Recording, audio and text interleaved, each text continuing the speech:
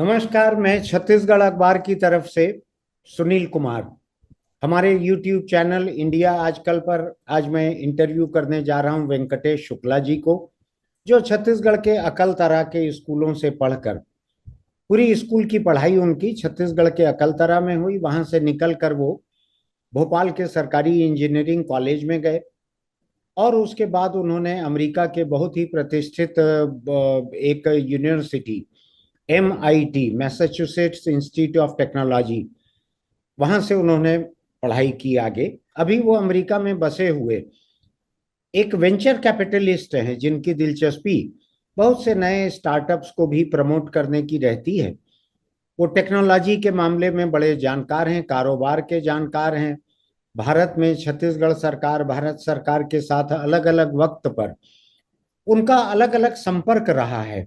वो हिंदुस्तान के मामलों में बहुत दिलचस्पी लेते हैं और एक मेरिटोरियस बच्चों को, जो प्रतिभाशाली बच्चे हैं, उनको स्कॉलरशिप देने का एक फाउंडेशन भी वो चलाते हैं, जिसमें अपने निजी पैसे भी वो लगाते हैं मेरिटोरियस बच्चों पर। वेंकटेश जी से मेरी मुलाकात जब वो हिंदुस्तान आते हैं तब होती है, या मैं जब अमेरिका गया उस वक्त हुई। वो राजनीति, कारोबार, टेक्नोलॉजी, दुनिया के मामले, इनमें बड़ी दिलचस्पी लेते हैं, बड़े जानकार हैं। उनसे बात करने की आज एक खास वजह है। अमेरिका में राष्ट्रपति के चुनाव होने जा रहे हैं और मैं उसको बड़ी बारीकी से देखता हूं। ऐसा नहीं कि मैं उसका बड़ा जानकार हूं, लेकिन खबरों के लिहाज से, लिखने के लिहाज से मैं उसको बारीकी से देखता हूं।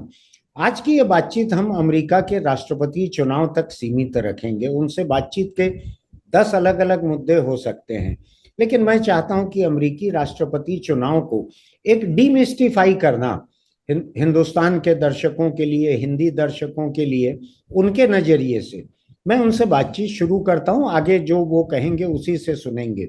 वेंकटेश जी, आपका बहुत स्वागत है आज के इस कार्यक्रम में। धन्यवाद धन्यवाद, बहुत खुशी हुई and looking forward to this conversation.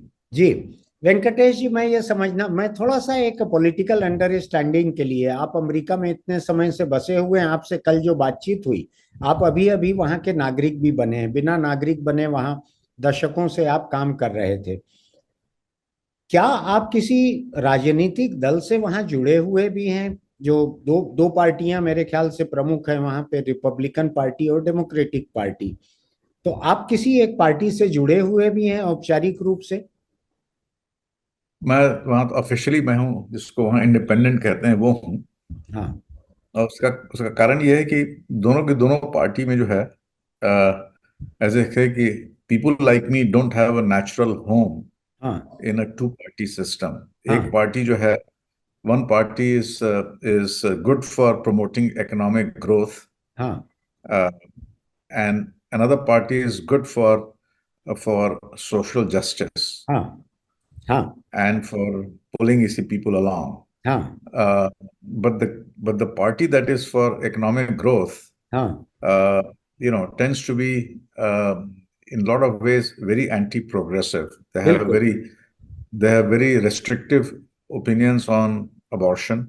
आप नाम भी And ले सकते हैं हमारे लोगों के अंडरस्टैंडिंग के लिए, अगर चाहें हाँ तो। हाँ, तो Republican party tends to be from economic matters, tends हाँ। to be you know to be focused on the right issues, हाँ।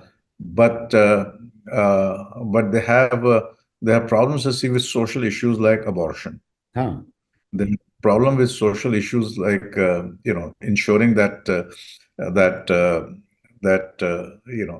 the poorer section of the society, जी। who may be poor for no fault of theirs, या are not left behind. बिल्कुल। So उसमें जो है, so that's one thing that I don't like about a Republican Party. हाँ। Democratic Party जो है, वो social justice और taking care of the poor people and stuff, उसमें तो बड़ी, उसमें उसका credentials काफी अच्छा है। हाँ। लेकिन economic matters में जो है, हाँ। it's a classic tax and spend kind of mindset. अच्छा।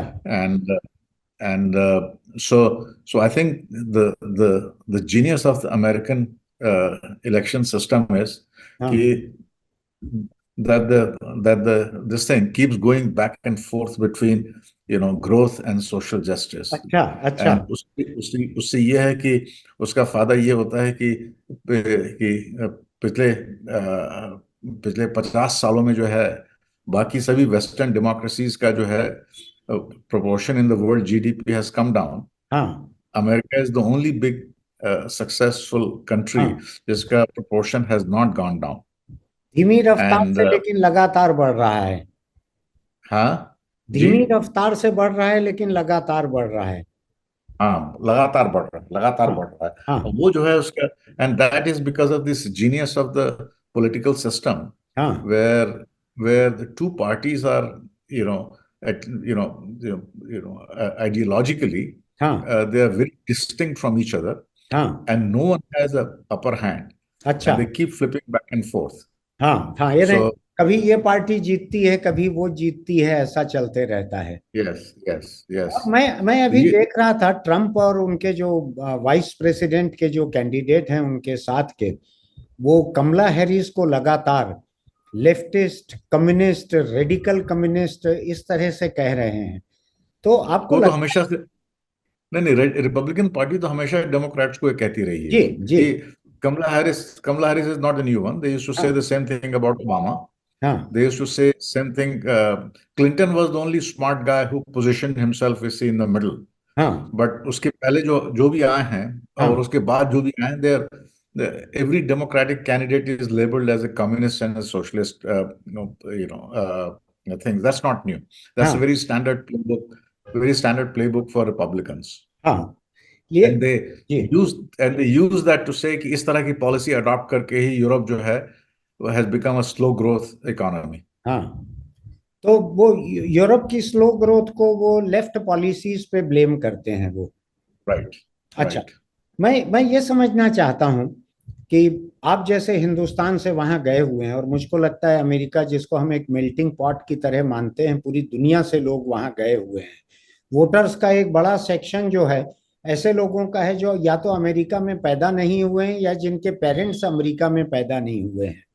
जैसे बराक ओबामा भी उनमें था, कमला हैरिस भी उनमें है, बहुत सारे ऐसे लोग हैं। वहां पर जो बाहर से गए हुए लोग हैं दूसरे देशों से, और जिनके पेरेंट्स बाहर से गए थे, फर्स्ट जनरेशन या सेकंड जनरेशन के अमेरिका पहुंचे हुए जो लोग हैं, इनकी नेचुरल सिंपैथी किसके साथ ज्यादा है? ये रिपब्लिकन के साथ है कि डेमोक्रेट के साथ है? This is interesting. देखिए, जो भारत वगैरह से जैसे देशों से गए हैं, हाँ वो लोग तो जो है वो डेमोक्रेटिक पार्टी की तरफ लीन करते हैं. हाँ लेकिन जो लोग जो फॉर्मर कम्युनिस्ट कंट्री से जो आए हैं, हाँ जैसे कि रशिया से, हाँ। वो सब जो है दे आर हेविली रिपब्लिकन. ये कैसे हो गया है? वो तो अच्छा, वो उस सप्रेसिव बैकग्राउंड से निकल कर आए हैं, कम्युनिज्म को सफर करके, इसलिए वो रिपब्लिकन की तरफ है। दे ब्लेम हाँ। दैट दे ब्लेम इसी द सोशलिस्ट पॉलिसीज. अच्छा।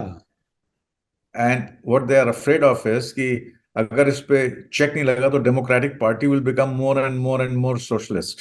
तो एक एक एक डेमोक्रेटिक प्रेसिडेंट जो है वो पुतिन हो जाएगा, अमेरिका को रशिया बना देगा, हम फिर कम्युनिज्म में फंस जाएंगे, ऐसी डर है उनको। तो उनका जो है, तो जो लोग क्यूबा से आए हैं, हाँ जो लोग निकारागुआ या वेनेजुएला और या रशिया से जी। जो आए हैं, हाँ मतलब रशिया नहीं, सोवियत रशिया, जो पुराना बड़ा जी सोवियत रशिया जी था, जी। उनका झुकाव जो है वो रिपब्लिकन पार्टी की तरफ ज्यादा है.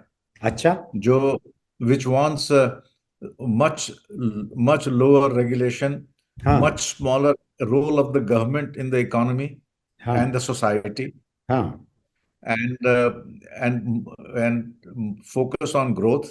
हाँ Even if some people are left behind, हाँ they think it's a good price to pay for the हाँ। overall success of the society. ऐसा, मैं एक एक ये देखकर मैं थोड़ा सा हैरान था, कमला हैरिस का कैंडिडेचर अनाउंस होने के बाद में जिस रफ्तार से फंड्स मिलना चालू हुए डेमोक्रेटिक पार्टी को, जो जो बाइडन के समय में नहीं मिल रहे थे, और एक उत्साह आया कमला हैरिस के आने से। और जो जो डोनाल्ड ट्रंप बार बार कह रहे हैं कि कमला हैरिस कल तक अपने आप को इंडियन कहती थी, अब वो अपने आप को ब्लैक कहती हैं। तो कमला हैरिस का रंग जो है, या उनका आधा हिंदुस्तानी मूल का होना, आधा जमैकन मूल का होना, माँ बाप का दो जगह से आना, क्या ये वहां उस तरह से देखा जा रहा है अमेरिका में कि वो एक एक ब्लैक नहीं है, वो अपने आप को ब्लैक साबित करने पे उतारू हैं, क्या ऐसा सोचा जा रहा है वहां? Until Trump brought that up, हाँ। I doubt that 90% of Americans even knew that she had an Indian heritage. She has always been हाँ portrayed as a हाँ black politician. हाँ हाँ। In fact, that's one of the reasons you see that I had kept my distance from her, अच्छा because she preferred, you see, to be seen as a black politician, अच्छा। and she did not make a whole lot of proactive हाँ uh, gestures towards the Indian community, or to become part of the Indian community there.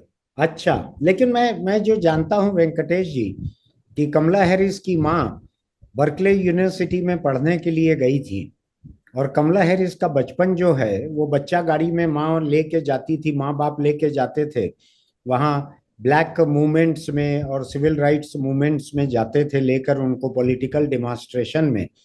बाद में वो उसी इलाके में रह के शायद बड़ी भी हुई, वो बर्कले के इलाके में जिसके पास में कहीं आप रहते हैं। तो मुझको ये लगता है कि वो वहाँ बर्कले की जो एक लेफ्ट लीनिंग वामपंथी रुझान उसका दिखता है, जो हिंदुस्तान के जेएनयू के बारे में जो कहा जाता है या जानते हैं लोग उसके बारे में, आपको लगता है कि उनकी माँ का बर्कले में रहना, उनका बर्कले और सैन फ्रांसिस्को में बड़ा होना, इन सब का एक बड़ा इम्पैक्ट उनके ऊपर रहा, उनकी लेफ्ट लीनिंग में? हाँ, वो तो बर्कली तो खैर वो तो इसे इंटेलेक्चुअल जिसको गढ़ कहते हैं, जी। उस इस तरह की आइडियोलॉजी का, लेकिन पूरा पूरा कैलिफोर्निया जो है हाँ tends to be more left leaning than the हाँ। Rest of the country. बिल्कुल बिल्कुल। जितने जो हैं, आप देखिए, प्रोग्रेसिव इश्यूज जो हैं, हाँ दे स्टार्ट इन कैलिफोर्निया, बिल्कुल। and they are resisted by Republicans, but over time they या become part of the mainstream. So, बिल्कुल। for instance, things like the anti-war movement जो शुरू हुआ, एंटी न्यूक्लियर मूवमेंट, एंटी वार। Anti nuclear movement जो शुरू हुआ, इसके अलावा जो है ये जो है इसका, ये जो है ये पोल्यूशन का, एनवायरमेंटल जो जी है, जी। वो मूवमेंट वहीं से शुरू हुआ। गे बिल्कुल। Rights, gay rights. equal rights for gay people, same and sex all these issues, marriages, same sex marriages same-sex marriage, सबसे पहले all वहीं these शुरू हुई। issues, जी yeah, all these issues start in California, बिल्कुल। and they are resisted deeply and become part of a culture war हाँ in the rest of the country. But eventually, the rest हाँ of the country, it becomes mainstream issues. हाँ। Now, gay rights, you see, is no longer, you see, a issue of culture war. बिल्कुल। Even the most hardcore Republican states.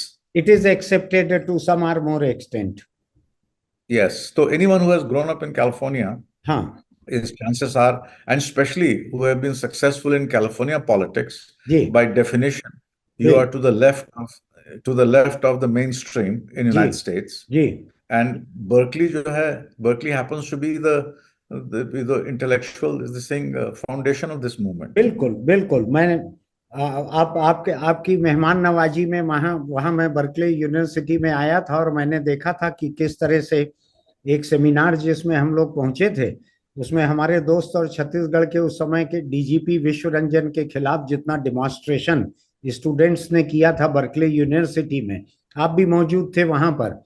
विश्व रंजन को वार criminal और वार monger ये सब कहते हुए उनके पोस्टर बैनर जितने लगाए गए थे, और जितनी नारेबाजी स्टूडेंट्स ने सेमिनार के बीच में की थी, और तब बंद हुई थी जब स्टूडेंट रिप्रेजेंटेटिव को पैनल में जगह मिली बोलने के लिए, और उन्होंने छत्तीसगढ़ में एंटी नक्सल मूवमेंट में जो ज्यादती हो रही थी उसके खिलाफ खुलकर कहा था वहां पे। मुझको याद है बर्कले यूनिवर्सिटी का, तो मैंने बड़ा करीब से उसको देखा हुआ है। मैं एक चीज उसके बाद जी जी जी, कहिए। That was the last time we did that seminar in Berkeley, because uh, what I objected to was that Berkeley is where the free speech movement started in the हाँ 60s. हाँ। And for Berkeley hmm. to prevent someone हाँ to express their viewpoint हाँ is a violation of the spirit हाँ of a free speech. हाँ। लेकिन And finally finally उनको मौका मिला था बोलने का। Ji, ji, ji. Yeah, but it was very unpleasant हाँ the way they were preventing him from speaking originally. हाँ And नारेबाजी वगैरह कर रहे थे सब वो, हाँ and that was that was very unprofessional हाँ for a world-class university हाँ to suppress a particular point of view हाँ is a very, very anti-free speech thing. And हाँ that is what all the campuses in US are being accused of these days. हाँ। अच्छा। They they were okay with free speech so long it was their point of view हाँ that was on the other side. हाँ Now that they are, you see, controlling, you see, all the हाँ agenda in all the हाँ universities. हाँ Now they are preventing the viewpoint of others from being spoken at all in these हाँ। universities. अच्छा, मैं ये बहुत दिलचस्प बात है कैंपसेस की, लेकिन मैं फिर लौट के अमेरिकन प्रेसिडेंशियल इलेक्शन पे आना चाहता हूँ। इसमें दो बातें मैं समझना चाह रहा हूँ। एक, रशिया का यूक्रेन पर हमला हम कहें या रशिया का यूक्रेन के साथ वार कहें, जिस नजरिए से भी हम उसको देखें। दूसरा, इजराइल का फिलिस्तीन पर हमला, जो कि हमला ही है, वार नहीं है वो। ये दोनों जो है मुद्दे, ये किस तरह से अफेक्ट कर रहे हैं प्रेसिडेंशियल इलेक्शन को, अगर ये मुद्दा है तो? You know, this is very interesting. Is very, very rarely कि अमेरिका में जो है इलेक्शन जो है वो फॉरेन पॉलिसी के ऊपर लड़े जाएं और जीते या हारे जाएं। वेरी हाँ वेरी रेयर। हाँ अमेरिका का जो है, मैं जब शुरू शुरू जब वहां गया हाँ तो वहां जो है, वहां शाम को एक प्रोग्राम आता है, वर्ल्ड न्यूज टुनाइट। हाँ उस वर्ल्ड न्यूज टुनाइट में द ओनली थिंग, उनका उनका उनका मतलब वर्ल्ड क्या है कि न केवल आपको कैलिफोर्निया की न्यूज सुनाएंगे बल्कि आपको पूरे देश भर की न्यूज सुनाएंगे। हाँ और बाकी वर्ल्ड का तो जो है एक आध कहीं कोई कोई न्यूज आइटम होगा। जापान में जैसे जो वो आ गया था ना, सुनामी, वो हाँ उसके बारे में बता देंगे ये वो। अनलेस हाँ इस तरह, unless it is something of that scale, हाँ। वो it doesn't make it to their definition of what is तो world news. their definition of world is confined to the boundary of northern America. तो it's very, I don't know when was the last time हाँ। Election hmm. was fought and won हाँ। on the basis of foreign this thing. I issues. think Vietnam War was the last one, hmm. which जिसकी वजह से Lyndon Johnson को जो है he decided not to fight another election. Ji ji So that was that you can say he was the casualty of the Vietnam War. जी। लेकिन अभी ये उसके दो बाद जो मोर्चे, है अभी अभी ये दो फ्रंट पे जो चल रहा है, मिलिट्री ऑपरेशंस चल रहे हैं, मुझको लगता है ये मुद्दा इस बार है वहां पर। वो मुद्दा वो इस तरह से है कि वहाँ की जो जो प्रो पैलेस्टाइन जो है, जो भी लोग हैं, they are very very disappointed see with Biden and Kamala Harris. हाँ हाँ एंड उनका उनका कहना ये था कि they should have used arm shipment हाँ एज ए लेवरेज हाँ। To force Israel to behave cease fire. Differently, या टू बिहेव डिफरेंटली। हाँ But but the rest, but so they might be alienated, you see, from Democratic Party. हाँ। But their alternative is not to go to Trump, because Trump is even more extreme supporter of बिल्कुल Israel. बिल्कुल। So it So is like a choice between devil and the deep sea. yes. So the only so outcome of this is कि people who are pro-Palestinian, who are disappointed with Kamala and Biden, हाँ। maybe they will sit out and they will not vote. But then And that would help Trump to win. yes, yes. But sometimes when people are angry, that's how they express या themselves. या हिंदुस्तान के चुनाव में NOTA है, none of the above. यहाँ या EVM but none machine of पे एक बट बटन नन है ऑफ द आखिरी अबव, में। या but none of the above यहाँ पर जो है gets very very small percentage of votes. That's right. या तो ये रिपब्लिकन पार्टी का स्टैंड इन दोनों मोर्चों पर क्या है? जैसे ट्रम्प को मैं सुनता हूं बोलते हुए कि मैं अगर प्रेसिडेंट बना, या मैं जिस दिन प्रेसिडेंट बनूंगा एक दिन में रशिया और यूक्रेन का वार रुक जाएगा, कहता है Trump. You know it's hard to separate, to discern what is the Republican Party position versus what is Trump's position. The अच्छा। हम्म। mainstream Republican Party, hmm. follows the post-war American consensus अच्छा। that America needs to be very, very strong overseas, hmm. that America needs to stand with its allies, हाँ। and a loss in Ukraine would हाँ। be a signal to Russia हाँ। and China हाँ। that they can take chances, that they can invade and take chances with America's allies. बिल्कुल। बिल्कुल। So so establishment, Republican Party establishment जो है is part of the national consensus. लेकिन Trump Trump stands उससे out. अलग है। Trump कहता है कि नाटो कंट्रीज जो Yeah, हमें पैसा दो प्रोटेक्शन के लिए। yeah, yeah. Trump stands out, and हाँ। majority of the Republican Party is very uncomfortable with that thing. हाँ। But they are afraid of Trump हाँ। because he has such a strong hold on हाँ। the base. हाँ। तो ये Trump जो है Republican party से ज्यादा ही बड़ा हो गया है आज के कॉन्टेक्स्ट में। बिल्कुल, बिल्कुल। ये आप हिंदुस्तान से बहुत जुड़े हुए हैं वेंकटेश जी।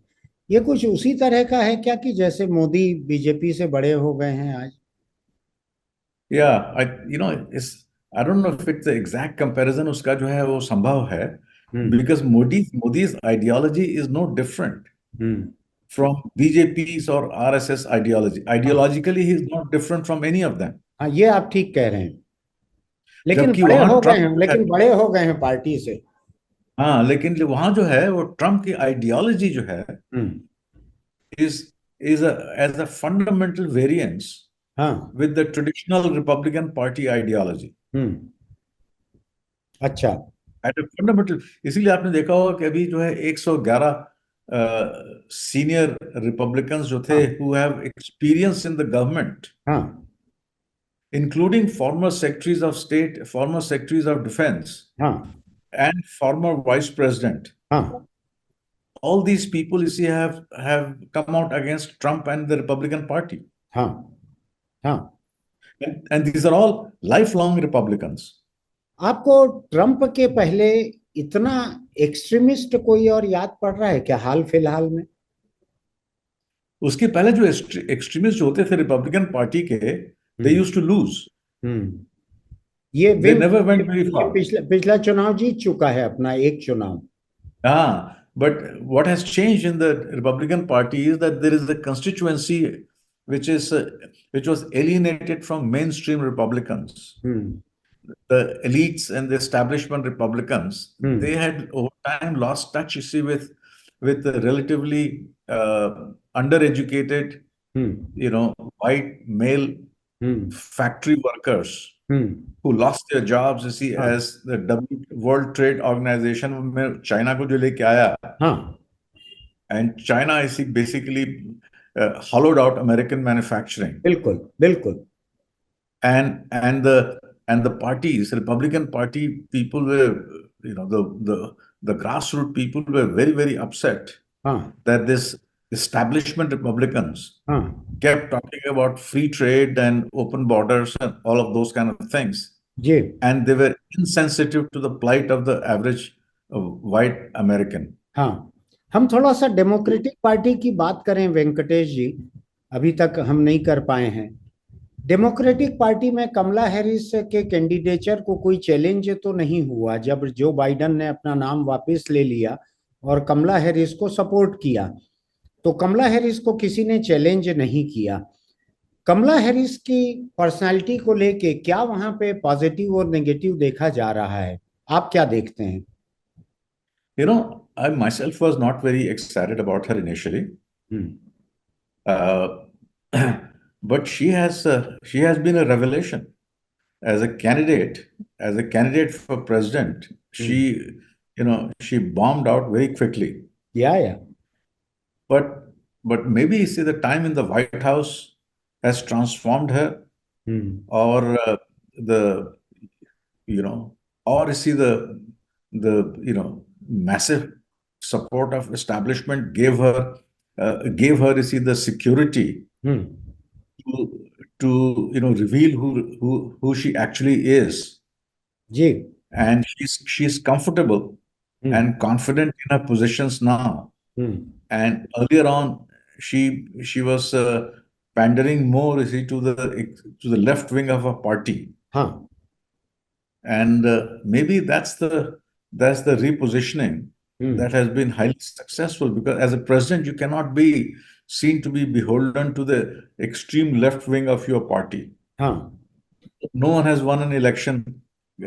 Bernie Sanders and Elizabeth Warren, बिल्कुल they both flamed out. उसके हाँ पहले going back, George McGovern, हाँ Hubert Humphrey, हाँ Walter Mondale, ये हाँ सब जितने जो हैं, हम्म those who pandered, you see, to one wing of the party, none of them were successful. Hmm The guy who was successful was really Clinton, and हाँ Clinton positioned himself squarely in the center of American, politics. जी मैं एक चीज देख रहा हूँ वेंकटेश जी अभी कुछ हफ्ते बाकी हैं नवंबर में है चुनाव वहां पर कुछ हफ्ते बाकी हैं जो बाइडेन की सेहत जो है वो अपने आप में थोड़ा एक खतरा दिखती है और दूसरी तरफ ट्रंप के ऊपर दो अटैक हो चुके हैं एक अटैक हुआ है और दूसरा अटैक की तैयारी थी आपको क्या लगता है ये पार्टियां कुछ अनसर्टेनिटी से भी गुजर रही हैं क्या कि अगर मैं नहीं जानता वहां के अमेरिकन सिस्टम को ट्रंप अगर चुनाव नहीं लड़ सके तो क्या होगा और अगर जो बाइडेन प्रेसिडेंट नहीं रहे तो क्या होगा कोई कोई ऐसी भी चर्चा वहां इन दोनों पार्टियों में होती है क्या किसी अल्टरनेटिव पे किसी किसी वैकल्पिक उम्मीदवार के ऊपर तो जो बाइडन अगर न रह पाए तो तो तो कमला कमला कॉन्स्टिट्यूशन में Harris naturally would become president या शी इज द, वो तो कॉन्स्टिट्यूशनली है, there is no constitutional doubt arrangement about है वो तो या उस हालत में उनके कैंडिडेचर पर किस तरह से फर्क पड़ेगा एक प्रेसिडेंट और कैंडिडेट दोनों रहते हुए क्या कोई ऐसी वाइल्ड थ्योरी पे भी अमेरिका में बात होती है यू नो if अब तो इतना पास आ गया, even if she becomes president 2-3 weeks before election, I don't think it's going to make much of a difference. ठीक But if this had happened, you see, 6 months ago, हाँ and she had become president, you see, 6 months ago, हाँ there would have been a tremendous benefit of incumbency. हाँ हाँ Because if with the benefit of incumbency, hmm and और ताम झाम जो जाता है, हाँ और जो आपको जो है निर्णय लेने की क्षमता जो आप में आ जाती है, हाँ तो इन सब का फर्क तो पड़ता है, एंड ठीक smart people know how hmm to take advantage of that. मैं 2 मिनट में ये समझना चाहता हूं कि अमेरिकन मीडिया किस तरह का रोल प्ले करता है वहां के प्रेसिडेंशियल इलेक्शन में क्या वो ओपन साइड ले लेते हैं और किसी एक कैंडिडेट को इंडोर्स करते हैं या न्यूट्रल ग्राउंड पे काम करते हैं क्या करते हैं So historically, American newspapers have prided themselves on providing, you see, a recommendation to their readers कि हमने जो है सबकी पोजीशन पढ़ी है, ये करिए वो करिए, और हमारे हिसाब से जो है आप अपना सबसे अच्छा कैंडिडेट जो है वो ये होगा. तो that tradition starts from the very local level.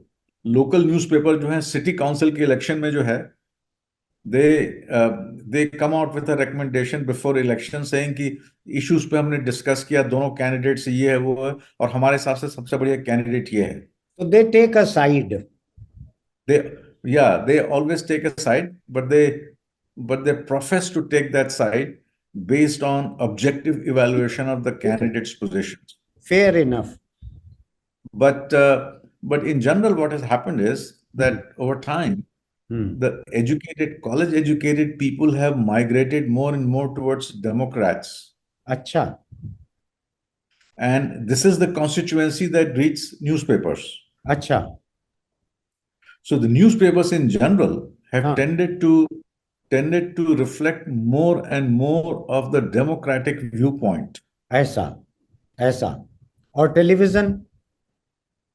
Television में जो है, अगेन इसी the out of the four big networks, NBC, CBS, ABC, CNN? and अच्छा Fox, अच्छा। and CNN, and all those things. So हाँ, other than Fox, everyone else tends to be more and more, more democratic. closely to democratic priorities than to Republican priorities. So media media से एक preference जो है वो Democrats को मिलता है वहां अभी।